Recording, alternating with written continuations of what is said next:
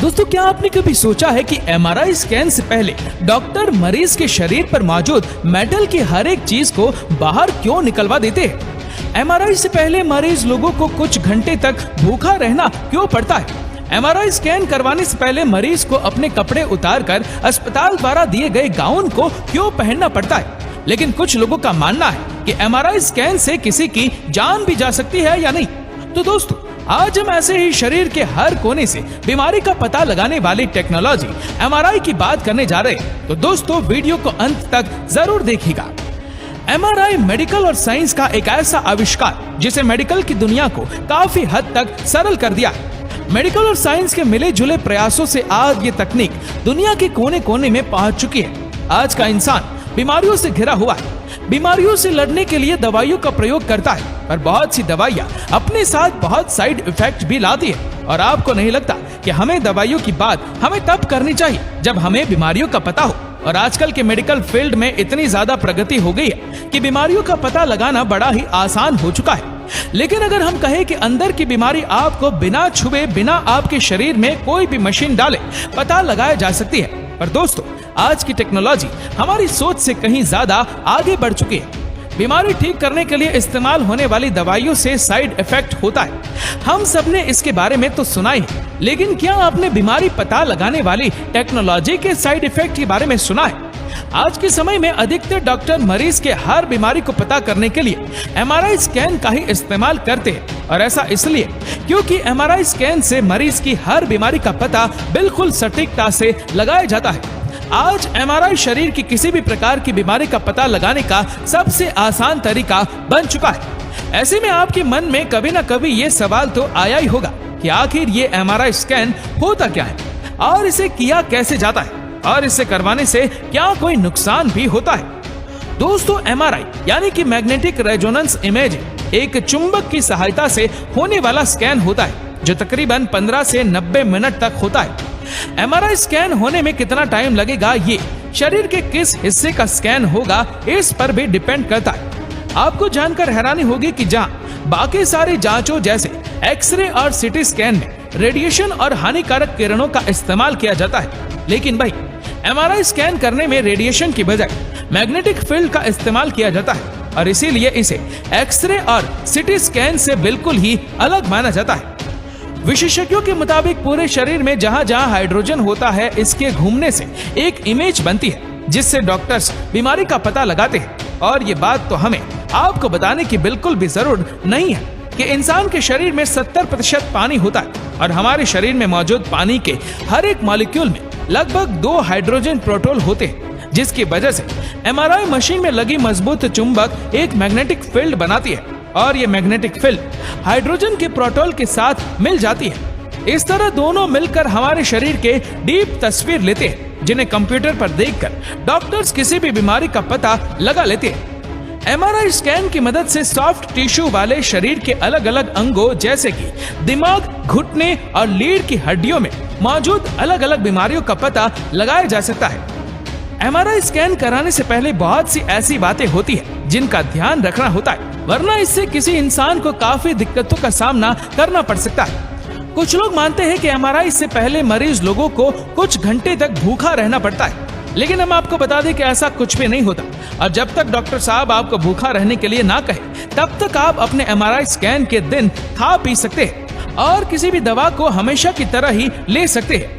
हालांकि कुछ केसेस में आपको स्कैन से 4 से 5 घंटे पहले कुछ भी खाने या पीने के लिए मना किया जा सकता है, पर ज्यादातर मामलों में एमआरआई स्कैन में खाने पीने पर कोई भी रोक टोक नहीं होती। और कभी कभी तो डॉक्टर मरीज को एमआरआई स्कैन से पहले काफी ज्यादा मात्रा में पानी पीने की भी सलाह देते हैं, क्योंकि मरीज के शरीर में जितनी ज्यादा मात्रा में पानी होगा, वह उसका एमआरआई स्कैन उतने ही डीप होगा। एमआरआई स्कैन से पहले डॉक्टर मरीज से कई सवाल करते हैं और उनके सेहत के बारे में जितना हो सके उतना जानने की कोशिश करते हैं, क्योंकि उससे उन्हें एमआरआई स्कैन को अच्छे से करने में मदद मिलती है। एमआरआई स्कैन से पहले डॉक्टर मरीज के शरीर पर मौजूद मेटल की हर एक चीज को बाहर निकलवा देते हैं। अगर कोई मरीज घड़ी, नेकलेस या फिर मेटल की बनी नकली बालों या फिर कानों में ज्वेलरी पहने होता है, तो डॉक्टर बाहर ही उसके शरीर से ये सब कुछ उतरवा देते हैं और किसी सेफ लॉकर में रखकर बंद कर देते हैं, ताकि एमआरआई खत्म होने पर मरीज को उसकी चीजें वापस करी जा सके। इतना ही नहीं, अगर किसी मरीज को सोने का दांत भी लगा हो तो उसके बारे में भी डॉक्टर को बताना पड़ता है, क्योंकि डॉक्टर एमआरआई स्कैन के दौरान किसी भी जोखिम को लेना नहीं चाहते। आपको ये जानकर हैरानी होगी कि कुछ मामलों में तो इंसान के शरीर में टैटू होने की वजह से एमआरआई स्कैन होने में दिक्कत आ जाती है। इसलिए मरीज को अपने शरीर में बने टैटूज के बारे में भी डॉक्टर को पहले से ही सूचित करना पड़ता है। अब आपके मन में भी ये सवाल जरूर आ रहा होगा कि आखिर क्यों एमआरआई स्कैन के पहले हर मरीज के शरीर से मेटल को पूरी तरह से निकाल दिया जाता है। डॉक्टर अगर चाहे तो मरीज के शरीर से मेटल को निकाले बिना भी उसका एमआरआई स्कैन कर सकते हैं, पर वो ऐसा क्यों नहीं करते? तो असल में उसका एक साधारण सा कारण ये है कि एमआरआई स्कैन के पूरी तरह से चुंबकों की मदद से होता है।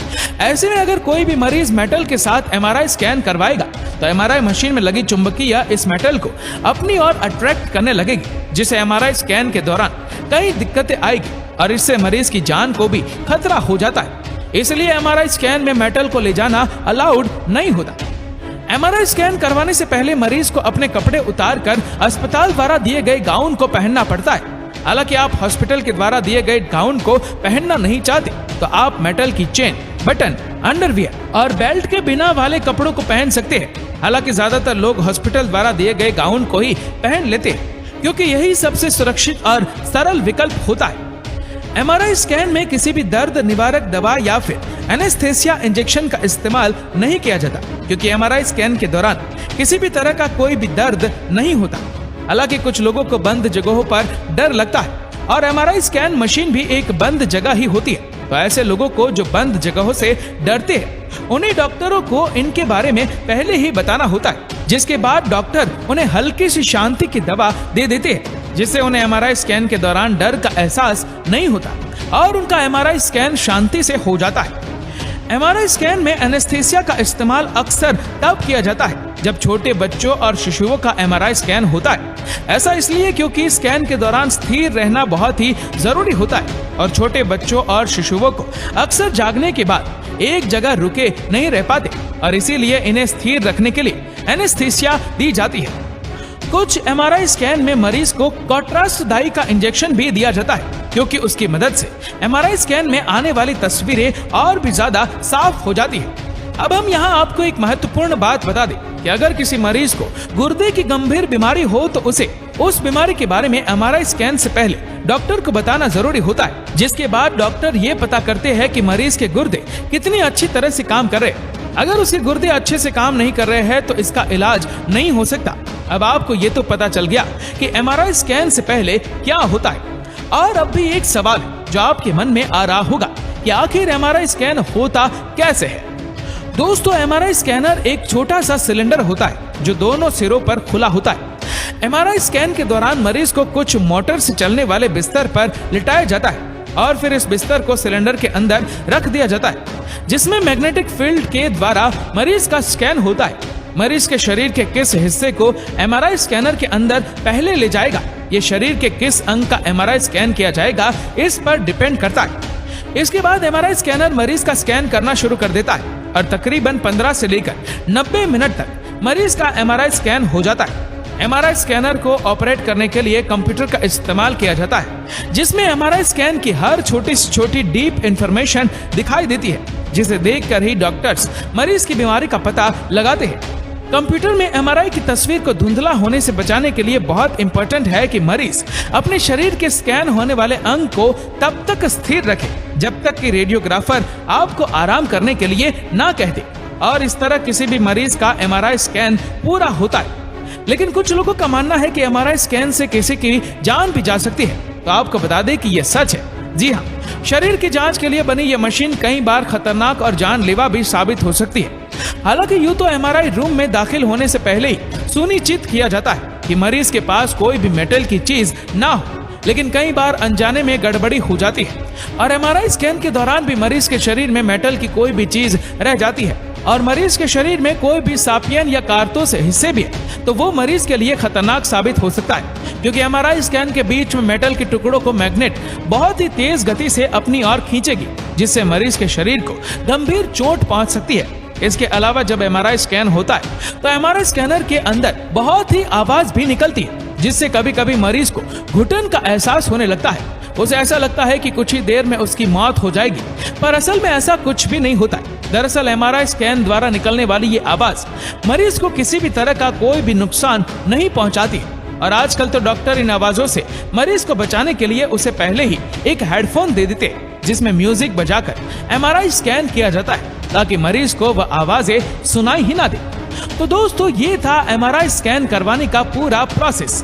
तो क्या आपको भी एमआरआई स्कैन करवाने से डर लगता है? तो हमें नीचे कमेंट करके जरूर बताएगा। और अगर आपको वीडियो अच्छा लगा हो तो लाइक करेगा, शेयर करेगा ज्यादा से ज्यादा लोगों तक। और ऐसे ही और भी इंटरेस्टिंग वीडियोस के लिए फॉलो करें हमारे पेज को। और ऐसे ही और भी वीडियोस को यूट्यूब पर देखने के लिए नीचे कमेंट सेक्शन में लिंक दी गई है, जिसके ऊपर क्लिक करके हमारे चैनल को आप सब्सक्राइब करें और बेल आइकन दबाएं ताकि हमारे हर लेटेस्ट वीडियो की अपडेट आपको मिलेगी सबसे पहले। धन्यवाद।